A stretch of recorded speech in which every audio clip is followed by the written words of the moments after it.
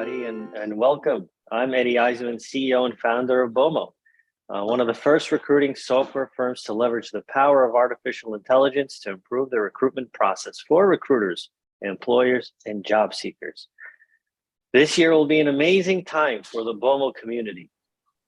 We hope everyone is safe and enjoying the holidays. We're often asked almost on a daily basis about the software development progress for bowmo 2.0, our second generation AI powered recruiting platform. In this video, you'll meet some of our product development leaders. The three other executives on this call are Damien Hishire, Chief Technical Officer, Keith Carlson, Chief Information Officer, and Michael Neese, our Chief Product Officer. Michael, as Chief Product Officer, why don't you share some of your responsibilities, a little background, and a fun fact? So as the Chief Product Officer, my role is to crystallize the product vision, monitor and identify trends in the market, listen to customers, listen to our partners, and keep us on, just make sure we had the resources to bring exceptional products to market. So as my background, I'm a TEDx speaker. I've got about 20 years of experience leading recruiting at some pretty name brand organizations like Hewlett Packard, Fidelity Investments, International Data Group. I've started 7 companies with the whole purpose of each one of those companies was to improve different parts of the recruiting process. 2 fun facts. First, I'm an instrument rated pilot that I love seaplanes, but also I did some my wife and I did some genetic testing about 15 years ago. And I thought I grew up where I was half Polish and half French Canadian. And then the genetics test came back, says that I'm Persian. So wow. That was a real surprise. All right. Thank you, Michael, for sharing that. Why don't we go over to Keith Carlson, our Chief Information Officer. I'm Keith Carlson, Chief Information Officer for bowmo. I have about 25 years of experience in IT and IT services, product development, and application development. I'm responsible for the internal services and IT of bowmo and compliance within the company. I live in the California wine country, and every weekend, most weekends, I hike in the redwoods and enjoy the environment. Awesome. Fantastic. That's exciting. Thank you, Keith, for sharing.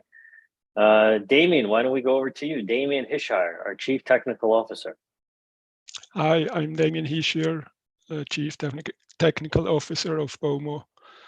And I live in Switzerland. That's actually one of the fun facts. I have experience, many years of experience, almost 30 years of experience in computer science and computer technologies and programming. I did programming on different systems, mainly on Linux systems, in programming languages like C and C++, and some other languages. My responsibility in bowmo is to coordinate the whole development team and to coordinate the whole development work of bowmo 2.0.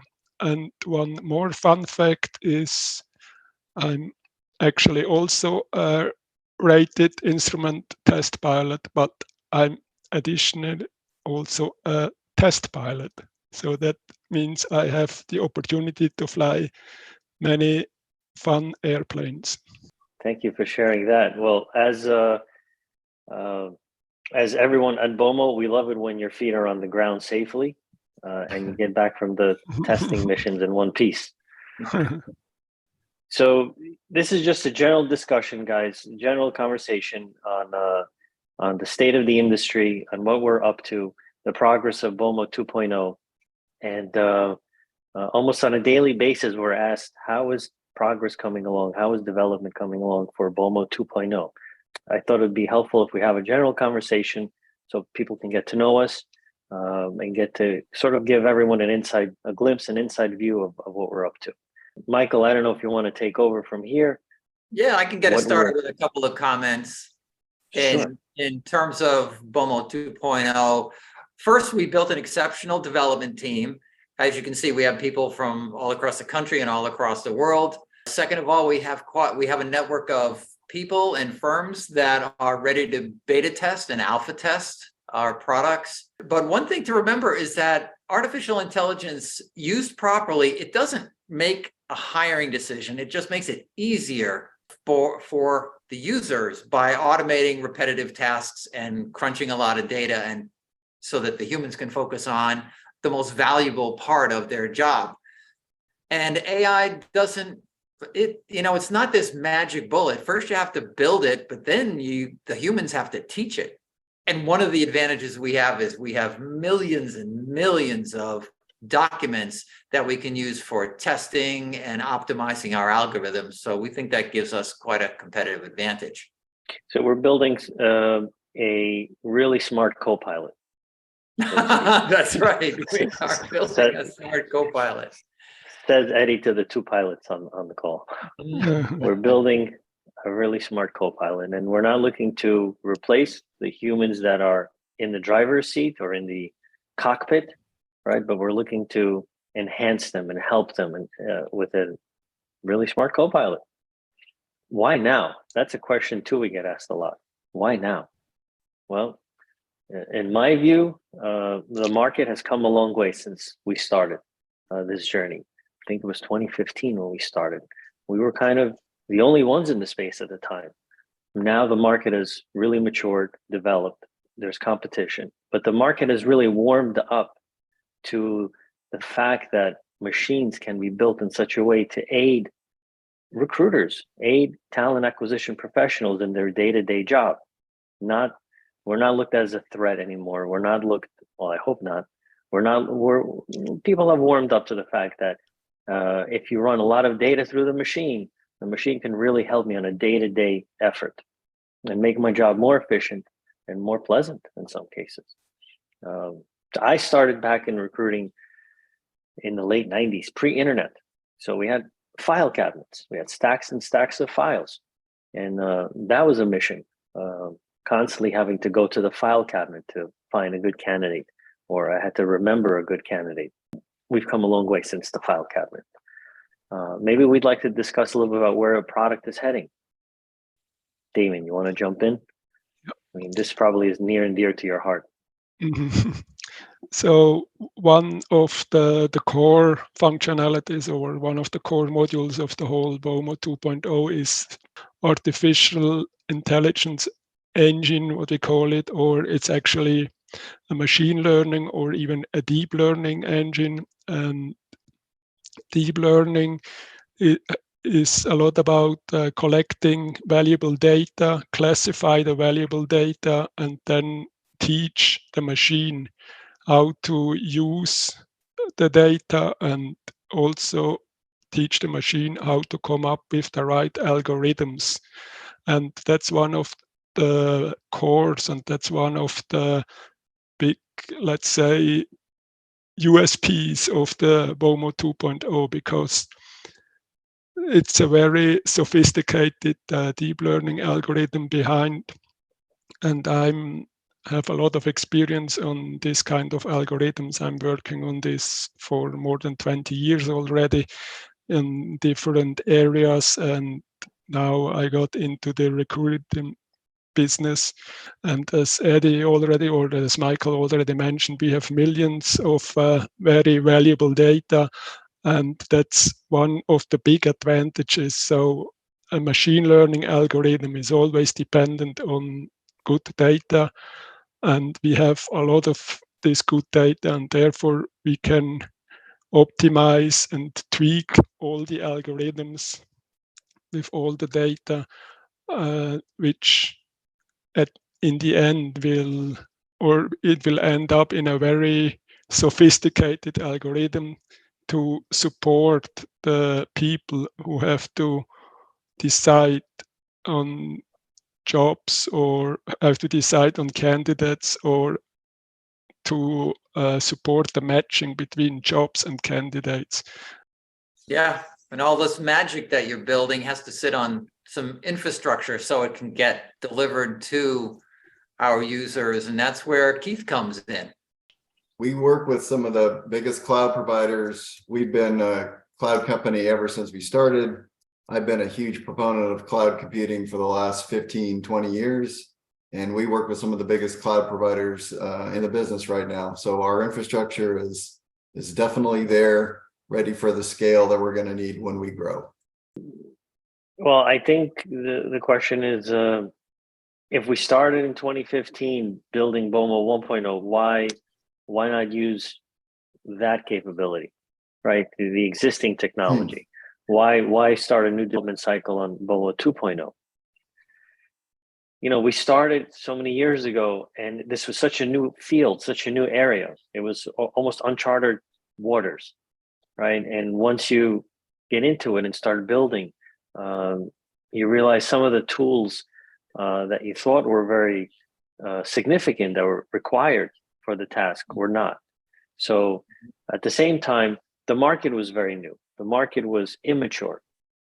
People, when I started approaching folks with this concept of getting rid of your file cabinet and, you know, having an automated matching engine, candidate engine that was matching candidates and jobs and candidates, people were like, wow, is that even possible? Is that even real? Fast forward to 2022, almost 2023, they realize it is very real. Absolutely, this can happen, that the machine can do a good job of putting a group of candidates in front of the recruiter that are in the ballpark and letting the recruiter start the cycle, you know, the recruitment process there, not standing in front of the file cabinet for 3 hours or 3 days. With that, with the maturity of the market space came a need for enhancements. Fast forward 2022, 2023, we're working on some very exciting features and upgrades that were just not part of the conversation 5, 6, 7 years ago. We could talk also, I think, about the, you know, advances in AI over the last 7 years. I mean, the things have really progressed over the last 2 or 3 years. So I think you could make a good argument that, you know, in 2015, it was a different development environment than it is now. You could look at like Chat GPT and some of those other services that just came online that have really pushed the edge of AI these days. And there was a lot of research going on in the last like 10 years in the whole AI area, especially in deep learning, which is quite a new field in the whole artificial intelligence environment. And there was a lot of research going on. A lot of new algorithms came out, especially algorithms for classifying or clustering algorithms, and they haven't been there like 5 or 6 years ago. And so now we can fully leverage this development or this research which was going on in the last couple of years, and integrate it in our new product. Yeah, and people aren't afraid of artificial intelligence anymore. That they realize benefits from it almost every day. You get into a car, like if you rent a car that happens to have something to tell you when you're drifting from one lane to another, that effect is like artificial intelligence. If you're flying an airplane, if you're riding in an airplane, most of the time that plane is flying on autopilot, which is a form of artificial intelligence that keeps you safe. So it's all around us, and we appreciate, you know, people are now accustomed to the benefits of it. Yeah, another question that comes up, why now? Why are you guys working on this now? Now, with all the advancements that Damien mentioned, Keith mentioned, Michael mentioned, now is the time for us to bring in this new tools, new technologies, new features to further advance the recruiter with this AI co-pilot, so to speak. And all this data is kind of floating around, but we're able to kind of pull it all into one place and have the recruiter access it very quickly and intuitively. So now is the time, and like Michael said, people have warmed up to the notion that the machines are here and they are actually friendly. they're willing to work with me. Yeah, whenever That- I mean, it's hard to even remember what the world of work was like Yeah, 3 years ago. It's hard to even remember. The Right. pandemic has, I've heard speakers say that this pandemic has accelerated the pace of innovation, just 10-year quantum leap. And you combine that with the advancements in cloud computing, deep learning, this confluence of these technologies and trends and paradigms in the world, it really does make it a perfect time to reinvent how people find companies and companies find people. Absolutely. it's a very exciting time.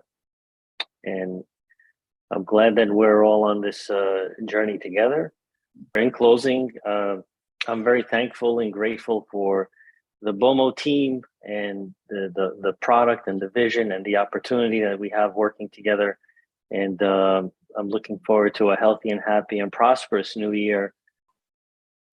I'd like to pass the baton over to Keith in closing. I'd like to thank everybody that we work with. Our team every day makes me proud to be part of this, this bringing the future to recruitment. And we think we're very close to doing it, and we're looking forward to bringing that to everyone in the future. Awesome. Damien, over to you. I'm very excited about the future, especially next year. It's a lot of excitement going on there. We have a lot of new ideas. Many of them are already started to come to life, and we are heavily working on that. And I also wish you everybody a happy new year from the snowy mountains in Switzerland. Thank you, Excellent. Damien. Well, in closing, I'd just like to say, just fasten your seatbelt. We have a highly experienced, exceptionally dedicated, talented team that is building something really special. So we're pretty passionate about what we're doing and very excited about what we're going to manifest. Thanks, guys. Thank you, everybody. Thank you. Good to be with you. Happy and healthy holidays and happy new year to everybody. Happy New Year. Same from here.